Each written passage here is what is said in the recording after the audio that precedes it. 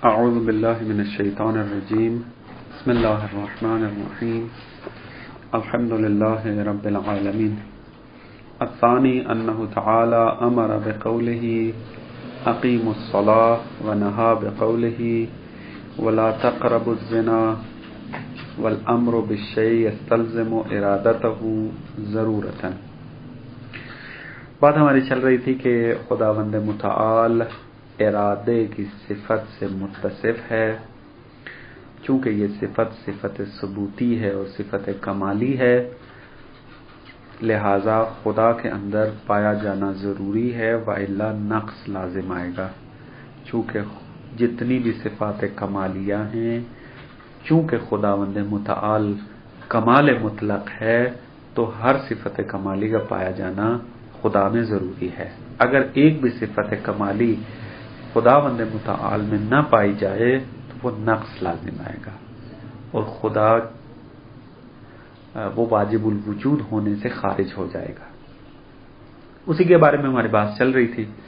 پہلی دلیل ہم نے ارادے کی پڑھ لی تھی، اس کا متن بھی تطبیق کر لیا تھا، اور دلیل کا خلاصہ یہ بنتا تھا کہ خداوند متعال نے چونکہ مخلوقات کو جو خلق کیا ہے تخصیص کے ساتھ خلق کیا ہے، کسی کو ایک زمانے میں خلق کیا، کسی کو دوسرے زمانے میں خلق کیا، کسی کو تیسرے زمانے میں خلق کیا، تو سوال یہ اٹھتا تھا کہ خداوند متعال نے یہ تخصیص کیوں رکھی؟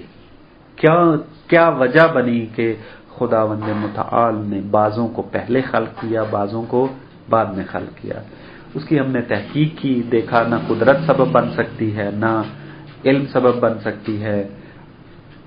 بعد میں نتیجہ یہ لیا کہ پس خدا کا یہ علم رکھنا کہ اگر فلانا پہلے خلق ہو یہ مصلحت رکھتا ہے اور دوسرا بعد میں خلق ہو تو مصلحت رکھتا ہے، اس مصلحت کا علم موجب بنا ہے کہ خدا نے بعض کو پہلے خلق کیا اور بعض کو بعد میں خلق کیا، اور اسی علم بالمصلحت کو ہم ارادہ کہتے ہیں۔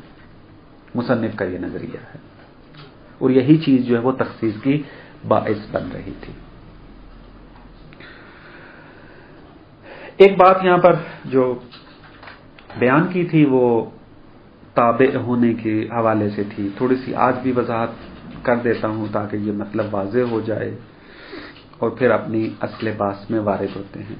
یہ عبارت جو ہم نے پڑھی تھی کہ امل علم المطلق فذلک تابع لتعیین الممکن، کہ علم مطلق تخصیص نہیں لگا سکتا، مخصص واقع نہیں ہو سکتا۔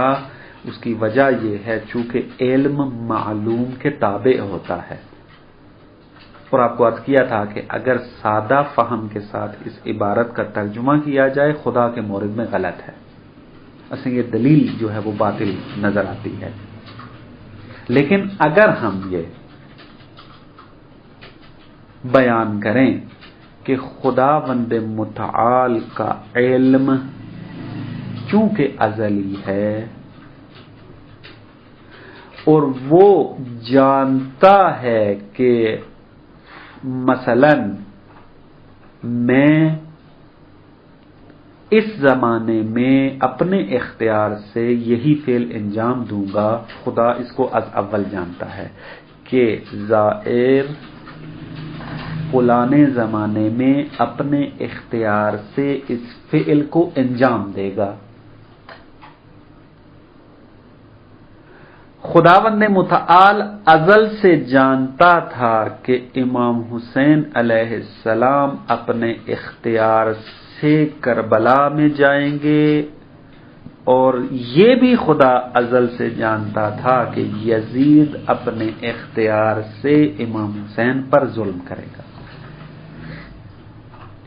اب یہاں پر جو علم الہی ہے یہ علم تابع ہے معلوم کے۔ تابع کا کیا مانا گیا تھا؟ یعنی مطابق با واقع ہونا۔ خدا چونکہ ازل سے علم رکھتا ہے، اور ہم نے دیکھا کہ اس زمانے میں آ کر امام حسین علیہ السلام نے واقعاً ویسے ہی عمل کیا، یزید نے ویسے ہی عمل کیا جس طرح کہ خدا جانتا تھا، لیکن خداوند متعال کا علم تاثیر گزار نہیں ہے، نہ فعل امام کے اندر اور نہ فعل یزید کے اندر۔ یعنی ایسا نہیں ہے کہ خدا چونکہ جانتا تھا کہ امام حسین علیہ السلام نے کربلا میں جانا ہے پس امام حسین علیہ السلام گئے، نہ، چونکہ امام حسین علیہ السلام نے اپنے اختیار سے کربلا جانا تھا، خدا علم رکھتا تھا۔ بات واضح؟ پہلی صورت میں علم مطبوع بن رہا ہے کہ اگر ہم قائل ہو جائیں چونکہ علم تھا پس امام حسین گئے ہیں، لیکن دوسرا جو قضیہ بنایا ہے کہ چونکہ امام حسین علیہ السلام نے اپنے اختیار سے 61 ہجری کے اندر کربلا جانا تھا، لہذا خدا علم رکھتا تھا، لہذا خدا علم رکھتا تھا اس کے بارے میں، اور خدا علم رکھتا ہے اس کے بارے میں۔ بس یہ دوسری صورت میں خدا کا علم تابع معلوم ہے، یعنی کیا مراد؟ یعنی خدا کا علم مطابق ہے واقع کے ساتھ، معلوم کے مطابق ہے، یعنی جیسا معلوم نے 61 ہجری میں تحقق پیدا کرنا تھا، خدا کا علم ویسے ہی تھا۔ چونکہ تطابق پایا جاتا ہے علم و معلوم کے درمیان، لہذا کہا جاتا ہے کہ علم تابع معلوم ہے۔ مطلب ہے اس کی ایک سادہ سی ایک اور مثال میں آپ کو دیتا ہوں۔ ایک انسان جو ہے کسی اونچی جگہ کے اوپر بیٹھا ہو اور میں ایک محدود اس کمروں کا بنا ہوا ایک مکان اس کے اندر بیٹھا ہوں، تو اب مجھے نہیں پتا کہ میں اگر گھر کے دروازے سے باہر نکلوں گا میرے ساتھ کیا ہوگا، لیکن جو اونچی جگہ کے اوپر بیٹھا ہوا ہے وہ دیکھ رہا ہے کہ میں ادھر سے اٹھ کر دروازے کی طرف جا رہا ہوں اور ادھر سے اسی وقت گاڑی بھی اپنی سپیڈ کے ساتھ آ رہی ہے۔ اب اوپر بیٹھے ہوئے والے انسان کو یہ پتا ہے کہ اگر یہ انسان دروازہ کھول کے سڑک پہ آ گیا اس کو گاڑی نے لگنا ہے، ایکسیڈنٹ ہونا ہے اس کا، اور وہ دیکھتا ہے کہ انسان جب باہر نکلتا ہے اس کا ایکسیڈنٹ بھی ہو جاتا ہے۔ اب اس انسان کا جو اونچائی کے اوپر بیٹھا ہوا دیکھ رہا تھا اور اس کو علم ہو چکا تھا پہلے ہی کہ اس کا ایکسیڈنٹ ہونا ہے اور ایکسیڈنٹ ہوتا بھی ہے، تو آیا اس کا علم تابع ہے یا مطبوع؟ تابع ہے، کیونکہ اس کا علم سبب نہیں بنا کہ اس کا ایکسیڈنٹ ہوا ہے، بلکہ اپنے اختیار سے یہ باہر نکلا ہے اور اس ٹائم پہ نکلا ہے جب گاڑی اس طرف سے آ رہی تھی، گاڑی نے ٹکر ماری، ایکسیڈنٹ ہو گیا۔ اس مثال کو اگر آپ ذہن میں رکھیں تو آپ مشکلات کو حل کرتے آگے جائیں گے۔ اب مثلا بعض بندے کہتے ہیں جی ہماری تقدیر میں چونکہ لکھا ہے لہذا یہ کام ہو گیا۔ خود تقدیر کس نے لکھی ہے؟ انسان نے۔ یہ بات دیکھیں، اگر کہیں کہ خدا نے لکھی ہے اور ہمارا کوئی دخل نہیں ہے اس کے اندر، پھر تو علم الہی تابع ہے، مطبوع ہے، تابع نہیں ہے۔ چونکہ خدا نے ہماری تقدیر لکھ دی تھی لہذا ہم نے ایسے ہونا ہے۔ آیا خدا نے تقدیر لکھی ہے اس لیے آپ اس مقام پر بیٹھے ہیں، یا چونکہ آپ نے اختیار سے یہاں پر آنا تھا خدا نے آپ کی تقدیر میں لکھا ہے؟ کیا ہے؟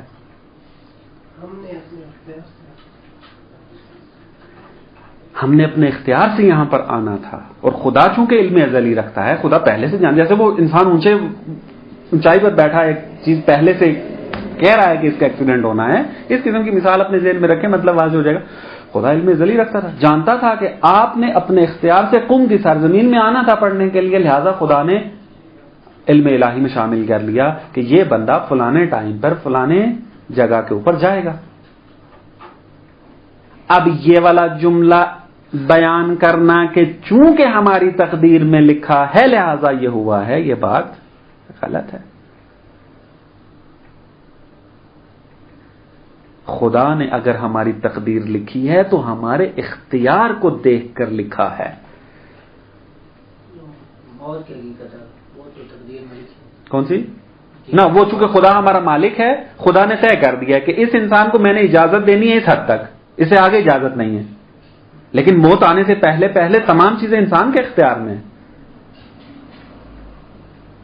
میں نے اگر طالب علم بننا ہے میرے اختیار میں ہے، میں نے اگر چور بننا ہے میرے اختیار میں ہے، میں نے عالم بننا ہے میرے اختیار میں ہے، میں نے بزنس مین بننا ہے میرے اختیار میں ہے. اب خدا چونکہ علم ازلی رکھتا ہے، لہذا جانتا ہے کہ اس بندے نے اپنے اختیار سے فلاں چیز بننی ہے، اور لہذا خدا نے ہمارا وہ لوح محفوظ میں لکھا ہے. یہ چیز وہ لکھنے کا بھی یاد کیا تھا، لوح محفوظ میں لکھنا اور فلانا، یہ اس طرح نہیں ہے خدا نے کاپیاں بنائی ہوئی ہیں مثلا وہاں لکھتے ہیں بیٹھ کے، فرشتوں کو کہتا ہے لکھو یہاں بیٹھ کے. نا، لوح محفوظ علم الہی کا ایک مرتبہ ہے. ہو اگر یوں مانا کرتے ہیں تو یہ عبارت مصنف کی ٹھیک ہے، کوئی مشکل نہیں پیش آتی یہاں پر. اور جو بزرگان اعتراض کرتے ہیں اس عبارت کے اوپر، وہ اعتراض ان کا علم انفعالی والا معنی ہے. کیونکہ علم انفعالی میں علم تابع معلوم ہو جائے تو وہ غلط، خدا کے معنی میں نہیں، وہ خدا کا علم انفعالی نہیں ہے. علم انفعالی کیا ہے؟ یعنی آپ قم میں آئے، مجھے تب علم ہوا کہ آپ قم میں آ گئے. اگر آپ قم میں نہ آئے ہوتے تو مجھے علم تھا کہ آپ نے قم میں آنا تھا؟ نہیں تھا. بس میرا علم تابع ہے معلوم کے، اس طریقے کا. خدا کا علم ایسے نہیں ہے کہ تحقق پیدا کرے گا ظاہر تو اس کو علم ہوگا کہ ظاہر نے کیا کرنا ہے یا ظاہر کا تحقق ہو. خدا ایسا نہیں ہے. خدا تو میرے وجود سے پہلے بھی علم رکھتا ہے. بس اگر علم انفعالی والا معنی کریں تابع کا تو وہ تو غلط ہے، 100% غلط. جیسے کل عبارت بھی پڑھی تھی، جناب فاضل مقداد نے بیان کیا ہے کہ اگر تابع کا معنی یہ کریں گے تو وہ غلط ہے.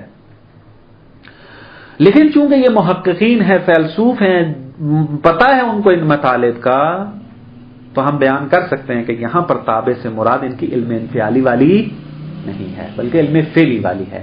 علم فعلی میں کیا ہوتا ہے؟ علم پہلے ہوتا ہے، معلوم بعد میں ہوتا ہے. مثلا مہندس و انجینئر کا علم جب وہ نقشہ بناتا ہے تو عمارت ابھی نہیں ہوتی، لیکن عمارت کے بارے میں اس کو دقیق ترین معلومات ہوتی ہیں. کمرے نے کہاں ہونا ہے، کس حالت میں ہونا ہے، کتنے سینٹی میٹر کا ہونا ہے، اس کی طول کتنا ہوگا، اس کا عرض کتنا ہوگا، سب چیزیں اس کو پتا ہوتی ہیں. اور جب خارج میں وجود میں آتا ہے اس کے علم میں کوئی تبدیلی نہیں آتی. تو لہذا علم فعلی کے اندر علم تابع معلوم ہوتا ہے خدا کے مورد میں، اور انسان کے مورد میں بھی بعض اوقات. لیکن کیا ہے، علم کے اندر تبدیلی واقع نہیں ہوتی. تو لہذا علم فعلی والا اگر تابع کا معنی کیا جائے، اور تابع کا معنی یعنی تطابق، یعنی مطابق ہونا، علم اور معلوم آپس میں مطابقت رکھتے ہیں، یہ تابع کا معنی ہے. نہ وہ تابع کا معنی کہ جو انفعالی کے اندر ہے کہ آپ وجود میں آئیں گے تو مجھے آپ کے بارے میں علم ہوگا. یہاں پر یہ والا تطابق والا معنی نہیں بنتا. واضح؟ اگرچہ تطابق کا معنی بنے گا لیکن یہاں پر انفعالی علم ہے، لہذا اس اعتبار سے یہ معنی نہیں کر سکتے. دیکھیں یہ والا جو معنی میں نے عرض کیا، اپنی طرف سے عرض نہیں کیا، خود جناب علامہ ہلی جو مصنف ہیں باب ہادی عشر کے کشف المراد کے اندر اس بات کو ذکر کرتے ہیں. کشف المراد کا جو ماتن ہے تجرید الاعتقاد جو لکھیا خواجہ نصیر الدین طوسی ہے، وہ یوں کہتے ہیں وَهُوَ تَابِعٌ، یعنی علم تابع ہے معلوم کے. تابع ہے کس معنی میں؟ بمعنی اصالت موازیہ فی التطابق، کہ تطابق میں موازی ہوں، تطابق میں ایک جیسے ہوں. پھر بعد میں علامہ ہلی اس مطلب کو جو ہے وہ واضح کرتے ہیں.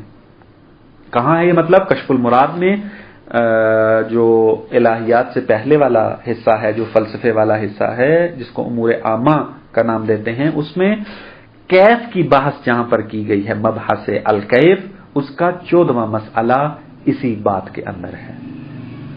لہذا یہ جو معنی بیان کیا ہے تابعون والا، یہ معنی علماء نے بیان کیا ہے اور اس عبارت کے اندر ہم یہی تطبیق کریں گے. بات واضح ہو گئی؟ دوسری دلیل انہوں نے یہ دی تھی کہ ارادہ رکھتا ہے خداوند متعال، اس کا یہ ہے کیونکہ خداوند متعال نے آمر کیا ہے اور آمر اس وقت تک نہیں ہو سکتا جب تک کہ کوئی اس کا ارادہ نہ رکھتا ہو. پس ارادہ رکھتا ہے خدا چونکہ آمر کیا ہے، پس ارادہ الہی ثابت ہو جاتا ہے. الثانی انہ تعالی امر بقولہ، دوسری دلیل یہ ہے کہ خداوند متعال نے چونکہ آمر کیا ہے، کہا اقیم الصلاۃ ونہا بقولہ، اور اس نے نہیں بھی کی ہے، روکا بھی ہے بعض چیزوں سے، ولا تقربوا الزنا، زنا کے قریب نہ جاؤ، زنا نہ کرو. والامر بالشیء یستلزم ارادتہ ضرورتاً، اور ایک چیز کا امر کرنا یہ مستلزم ہے کہ اس چیز کا ارادہ بھی کیا ہے، حتماً، ضرورتاً یعنی حتماً ارادہ بھی کیا ہے، کیونکہ بدون ارادہ اصلا امر کرنا معنی نہیں رکھتا. یہ آپ خود اضافہ کریں گے. والنہی عن الشیء یستلزم کراہتہ ضرورتاً، اور چونکہ خداوند متعال نے نہیں کی ہے، یہ نہیں اس بات سے کاشف ہے کہ خداوند متعال زنا سے کراہت کرتا ہے، کراہت رکھتا ہے، ناپسند کرتا ہے. پس کارہ ہونا یہ بھی خداوند متعال کا ثابت ہو جاتا ہے. فالباری تعالی مرید وکارہ وہو المطلوب، پس خداوند متعال ارادہ رکھتا ہے، کراہت رکھتا ہے، کارہ ہے، اور یہی چیز ہم ثابت کرنا چاہتے تھے. یہ مطلب یہاں پہ ختم ہو جاتا ہے. اب یہاں پر دو فائدے ذکر کرتے ہیں. ایک فائدے کے اندر وہی مطلب جو ابھی بیان کیا ہے اس کا خلاصہ بیان کرتے ہیں. دوسرے میں وہ اقوال جو مختلف تھے ان کو رد کرنا ہے، جو ہم نے تفسیر ارادہ کے اندر پڑھے تھے. الاولا ہا ہونا فائدتان، یہاں پر دو فائدے موجود ہیں. الاولا پہلا فائدہ یہ ہے کراہیتہ تعالی ہی علمہ باشتمال الفعل علی المفسدۃ الصارفۃ عن ایجادہ، خداوند متعال کا کارہ ہونا، کراہت کرنا. ارادے کا تو ہم نے معنی کر دیا، کراہت کا کیا معنی بنتا ہے؟ کراہت کا معنی کرتے ہیں کہ کراہت کا معنی یہ ہے کہ خداوند متعال علم رکھتا ہے کہ فلاں فعل کے اندر مفسدہ پایا جاتا ہے، اور یہی مفسدے کے بارے میں علم اس فعل کو ایجاد کرنے سے روکتا ہے. یعنی خدا اس فعل کو انجام نہیں دیتا ہے، یا انسان کو روکتا ہے کہ اس مفسدے کی وجہ سے تم نے اس فعل کو انجام نہیں دینا.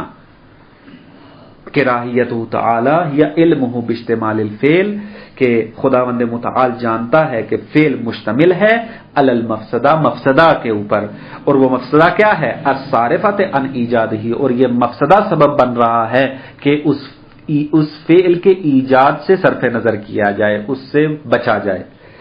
کما ان ارادتہ ہی علمہ باشتمالہ علی المصلحۃ الداعیۃ الی ایجادہ، جس طرح کہ ہم نے ارادے کا معنی کیا کہ خداوند متعال علم رکھتا ہے کہ فعل مشتمل ہے ایسی مصلحت پر کہ وہ مصلحت ایجاد کرتی، وہ مصلحت ایجاب کرتی ہے اس بات کو کہ اس فعل کو انجام دیا جائے. یہ پہلا فائدہ تھا. الثانیہ تو دوسرا فائدہ جس کے اندر مختلف اقوال کو رد کریں گے.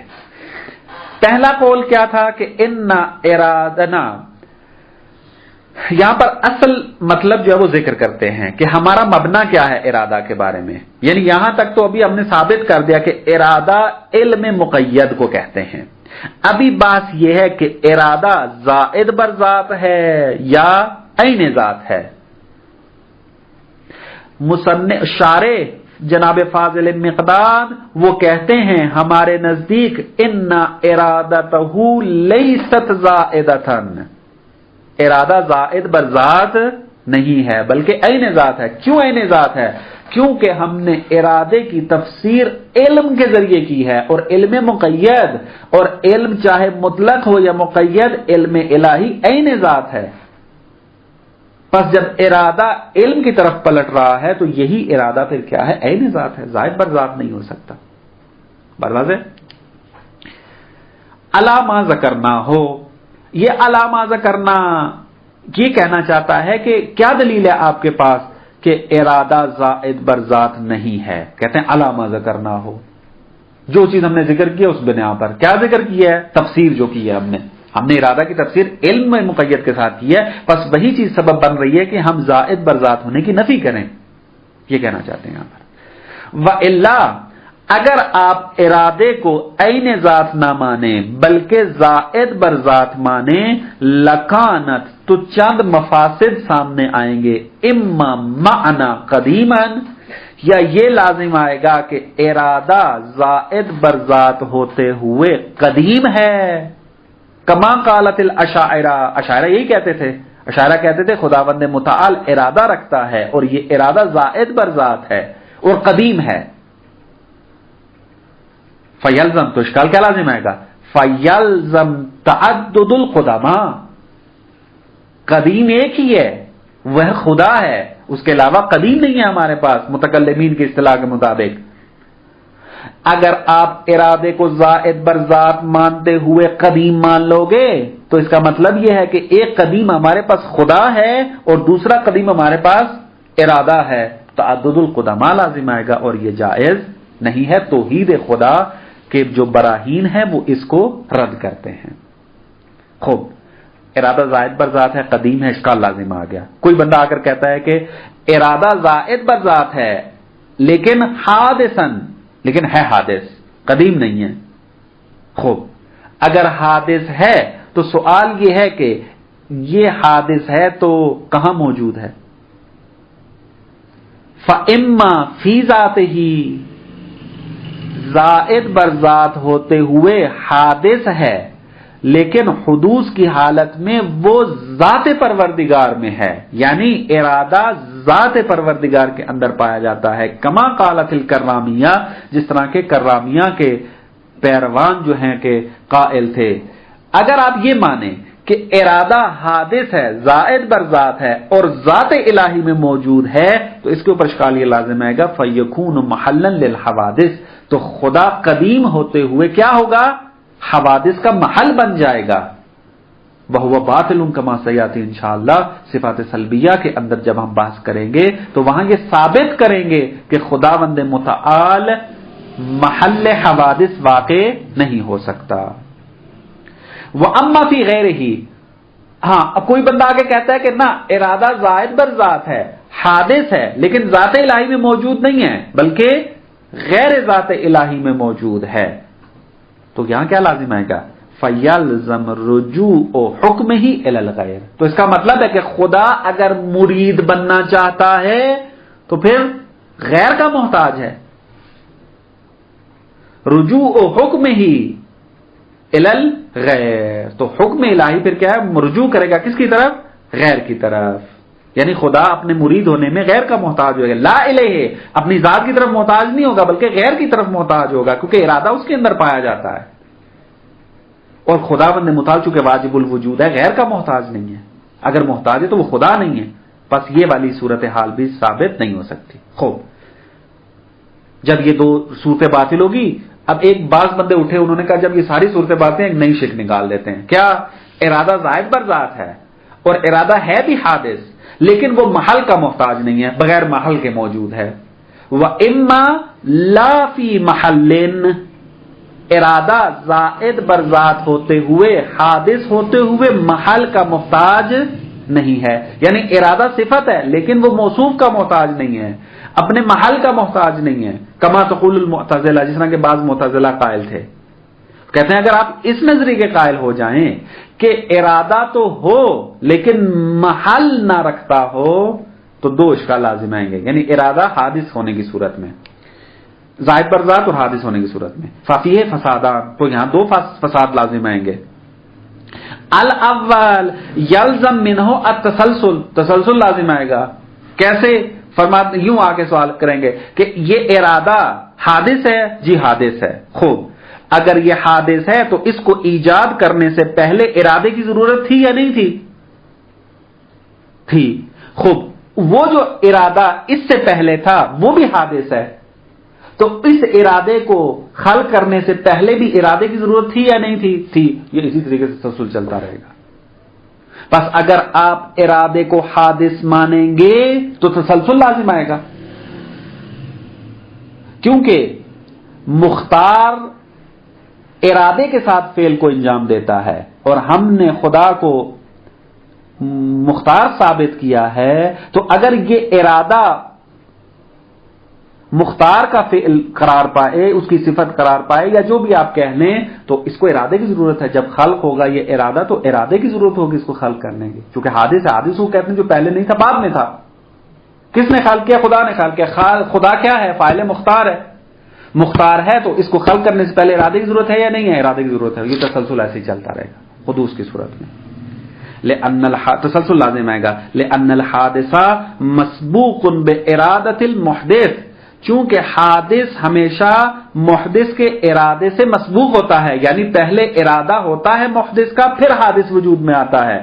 فَهِيَ إِذًا حَادِثَةٌ، تو اب یہ جو دوسرا ارادہ ہے جو اس سے پہلے تھا وہ بھی حادث ہے۔ فَنَنْقُلُ الْكَلَامُ إِلَيْهِ، ہم یہ کلام اس کی طرف منتقل کر دیں گے کہ یہ جب حادث ہے تو اس کی خلق کے اندر ارادہ تھا یا نہیں تھا۔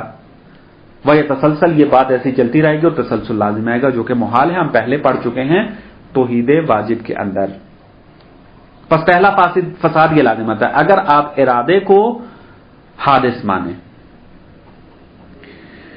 الثانی، دوسرا اعتراض جو لازم آتا ہے وہ یہ کہ استحالت وجود صفت لا فی محل، اصلا محال ہے کہ ایک صفت ہو محل نہ ہو، اصلا کوئی وجود نہیں رکھتی ایسی صفت، مثال نہیں دے سکتے آپ ایسی کہ جو ہو تو صفت لیکن کسی کے ساتھ قائم نہ ہو۔ اصلا صفت کا بدون محل وجود رکھنا یعنی صفت ہے ہی نہیں ہے، یعنی وہ اصل صفت نہیں ہے۔ اگر صفت ہے تو محل ہے، اگر آپ کہتے ہیں نا یہ صفت ہے لیکن محل نہیں ہے تو اس کا مطلب یہ صفت نہیں ہے۔ پس عقلاً محال ہے کہ صفت ہو لیکن محل نہ رکھتی ہو۔ پس ارادہ نہ زائد بر ذات ہے نہ حادث ہے، بلکہ ارادہ عین ذات ہے، اور چونکہ خدا کی ذات قدیم ہے پس ارادہ بھی قدیم ہو جائے گا۔ یہ نظریہ ہے جناب فاضل مقداد کا اور علامہ ہلی کا، لیکن اگر آپ متأخرین کی کتابوں کو اٹھا کر دیکھیں تو وہ ارادے کو صفات فعل میں شمار کرتے ہیں، اور صفات فعل حادث ہیں نہ کہ قدیم، زائد بر ذات ہیں نہ کہ عین ذات۔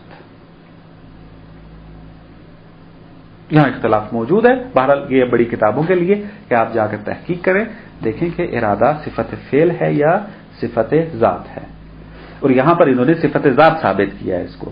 لیکن ہمارے جو آج کل جو نظریہ مشہور ہو چکا ہے اور سب اس کے قائل ہیں، فلاسفہ کو ہٹا کر بعض فلاسفہ اگرچہ وہ بھی قائل ہیں کہ یعنی اکثریت قائل ہے کہ صفت فعل ہے ارادہ،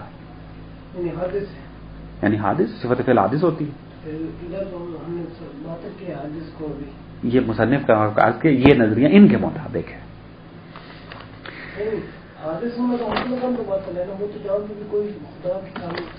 یہ جو اشکالات انہوں نے کیے ہیں یہ صفات ذات کو قرار دیتے ہوئے کیے ہیں انہوں نے، یعنی ارادے کو صفت ذات مان رہے تھے اور حادث مان رہے تھے، اس صورت کو مد نظر رکھ کر اشکال کیا ہے۔ لیکن آپ صفت فعل بنا دیں جا کر کوئی مشکل نہیں، جیسے رازقیت، خدا جب تک مخلوق نہیں تھی رازق تھا نہیں تھا، مخلوق آئی ہے تو رازق بنا ہے،